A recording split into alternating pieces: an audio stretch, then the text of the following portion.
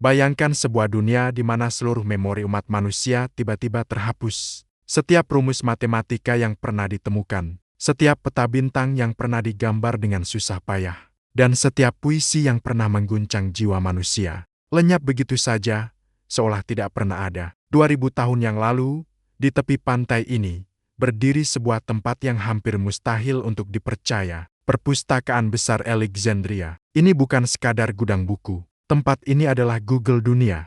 Kuno, sebuah pusat data raksasa yang menyimpan antara 400.000 hingga 700.000 gulungan naskah papirus. Disinilah jantung intelektual planet kita berdetak. Namun hari ini, jika Anda pergi ke pesisir Alexandria dan menggali tanahnya, Anda tidak akan menemukan apapun. Tidak ada reruntuhan bangunan utama yang pasti, tidak ada fondasi raksasa yang tersisa. Perpustakaan ini seolah-olah menguap menjadi hantu. Dan hilangnya perpustakaan ini dianggap sebagai tragedi budaya terbesar dalam sejarah peradaban manusia. Apa yang sebenarnya terjadi? Alexandria didirikan pada tahun 331 sebelum Masehi oleh Alexander Agung. Ia adalah penakluk muda yang terobsesi untuk menyatukan dunia, bukan hanya dengan tajamnya pedang, tapi dengan terangnya ilmu. Ia ingin membangun sebuah megacity yang menjadi jembatan peradaban. Dan pusat dari visi itu adalah Mouseion atau Kuil. Para musa, sebuah institut riset raksasa yang dibiayai penuh oleh negara. Di dunia kuno, kekuasaan biasanya diukur dengan jumlah emas di perbendaharaan atau luas wilayah yang ditaklukkan. Namun bagi penguasa Alexandria,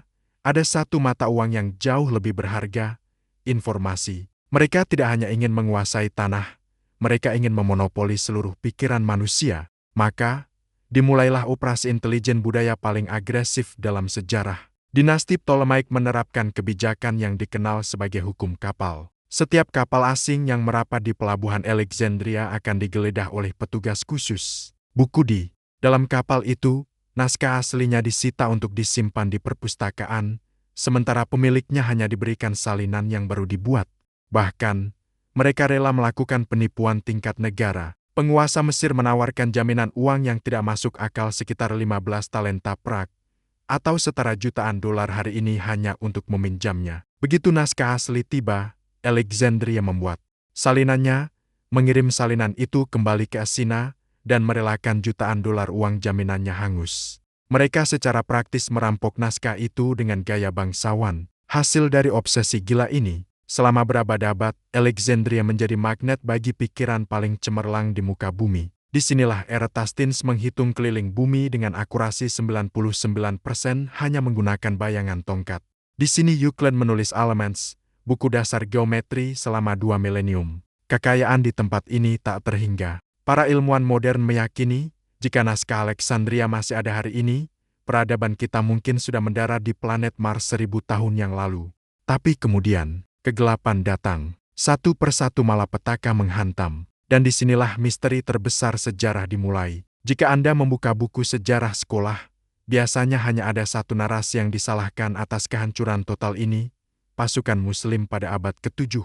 Kisah populer menceritakan bahwa ketika Panglima Amobines menaklukkan Mesir pada tahun 642 Masehi, dan atas perintah Khalifah Umar seluruh naskah Alexandria dibakar. Jika buku itu sesuai Al-Quran, maka tidak berguna. Jika bertentangan, maka berbahaya. Konon, naskah-naskah sains itu digunakan untuk memanaskan air di 4.000 pemandian umum selama 6 bulan penuh.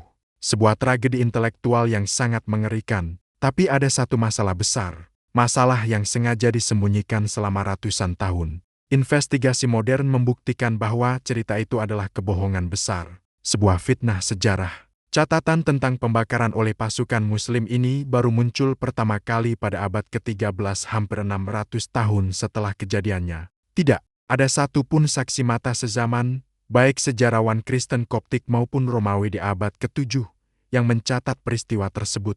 John F. Nikiu, seorang uskup yang sangat kritis terhadap penaklukan Arab saat itu, mencatat banyak hal secara detail, namun ia sama sekali tidak pernah menyebut soal perpustakaan yang dibakar. Lalu dari mana datangnya kebohongan ini? Para sejarawan sepakat bahwa narasi ini diciptakan pada masa Perang Salib. Ia digunakan sebagai alat propaganda politik. Perpustakaan Alexandria sudah lama tidak ada. Ia sudah menjadi hantu berabad-abad sebelumnya. Tetapi, Siapa pembunuh sebenarnya? Daftar tersangkanya sangat panjang. Pertama, Julius Caesar. Pada tahun 48 sebelum Masehi, ia terjebak dalam perang saudara Cleopatra dan membakar armada kapalnya sendiri di pelabuhan. Api menyebar ke darat, namun catatan sejarah yang lebih akurat menunjukkan api hanya membakar gudang gandum dan gulungan naskah ekspor di tepi pelabuhan, bukan bangunan perpustakaan utama di jantung kota. Alexandria hanya terluka, bukan mati. Musuh sebenarnya jauh lebih sunyi, pengabaian. Ketika Romawi mengambil alih Mesir, pendanaan riset dipotong. Jabatan ilmuwan diberikan kepada politisi korup. Pukulan fisik terberat datang di abad ketiga saat Kaisar Aurelian meratakan distrik kerajaan. Dan puncaknya terjadi pada Maret 415 Masehi. Hypatia, seorang matematikawan wanita brilian dan cahaya terakhir tradisi Alexandria, diseret oleh massa fanatik agama ke dalam gereja, ditelanjangi, dan dibunuh secara brutal menggunakan pecahan ubin. Kematiannya menandai titik di mana api intelektual Alexandria benar-benar padam. Alexandria telah hancur. Secara logika, seluruh ilmu pengetahuan kuno seharusnya sudah terkubur di bawah pasir. Tapi, jika semua sudah musnah, dari mana datangnya? Ledakan ilmu pengetahuan sains Yunani yang tiba-tiba membanjiri Baghdad hanya 100 tahun kemudian. Disinilah letak plot twist terbesar sejarah. Beberapa peneliti menduga adanya operasi intelijen literasi. Di tengah kekacauan, naskah-naskah yang paling berharga diam-diam diselundupkan keluar kota, disembunyikan oleh para biarawan di padang pasir, dan dibawa lari oleh pedagang Suriah ke arah timur. Dunia mengira ilmu Alexandria telah mati, namun di bawah perlindungan Kekaisaran Abbasiyah yang baru, hantu-hantu naskah ini dibangkitkan kembali. Selamat datang di Baitul Hikmah, rumah kebijaksanaan di Baghdad, pada abad ke-8, saat Eropa sedang tertidur lelap dalam abad ke-8, Khalifah Al-Mamun melancarkan perburuan buku internasional. Ia bahkan mengirim utusan ke Kekaisaran Bizantium hanya untuk meminta naskah-naskah sains tua. Di Baitul Hikmah, terjadi kolaborasi lintas agama yang luar biasa. Para sarjana Kristen, Yahudi, dan Muslim duduk bersama menerjemahkan karya Euclid, Plato, dan Galen ke dalam bahasa Arab, ditambah dengan penemuan rahasia pembuatan kertas dari Cina. Harga buku anjlok drastis. Ilmu pengetahuan tidak lagi eksklusif milik raja. Terjadilah demokratisasi pengetahuan. Al-Khwarizmi menciptakan dasar aljabar dan algoritma sistem yang memungkinkan Anda menonton video YouTube ini sekarang. Alexandria tidak mati, ia berevolusi menjadi raksasa yang tak terbendung. Lalu, bagaimana ilmu yang luar biasa ini bisa memicu masa Renaissance di Eropa? Jawabannya ada di kota Toledo, Spanyol. Ketika kota ini jatuh ke tangan Kristen, ia diubah menjadi jembatan emas intelektual. Para cendekiawan barat datang bukan untuk mencari emas, melainkan mencari naskah sains Arab. Karya kedokteran Ibn Sina, Canon of Medicine, diterjemahkan dan menjadi buku teks wajib di Universitas Eropa selama ratusan tahun. Eksperimen optik Ibn Al-Haytham membuktikan bagaimana cahaya masuk ke mata, yang kemudian memicu penemuan teleskop. Bahkan, diagram matematika dari astronom Muslim Ibn al-Shatir memiliki kemiripan luar biasa dengan diagram Nicholas Copernicus yang mencetuskan teori bumi mengelilingi matahari. Investigasi panjang ini menemukan kebenaran yang sering diabaikan. Renaissance Eropa bukanlah sekadar penemuan kembali naskah Yunani kuno secara ajaib. Renaissance adalah hasil panen dari naskah-naskah kuno yang telah diselamatkan, diperkaya, dan dikembangkan oleh para ilmuwan Muslim selama 500 tahun. Lalu, di mana sisa bangunan fisik Alexandria yang legendaris itu, jika tidak habis terbakar? Kemana hilangnya tiang-tiang raksasa itu? Ia sedang menunggu kita di kegelapan dasar Laut Mediterania. Pada tahun 1994, tim arkeolog menyelam di pelabuhan Alexandria dan menemukan ribuan pilar granit serta patung kolosal yang tenggelam. Alexandria tidak mati karena satu amukan api. Ia ditarik oleh bumi melalui rentetan gempa bumi dan tsunami dahsyat yang melanda pesisir Mesir berabad-abad silam.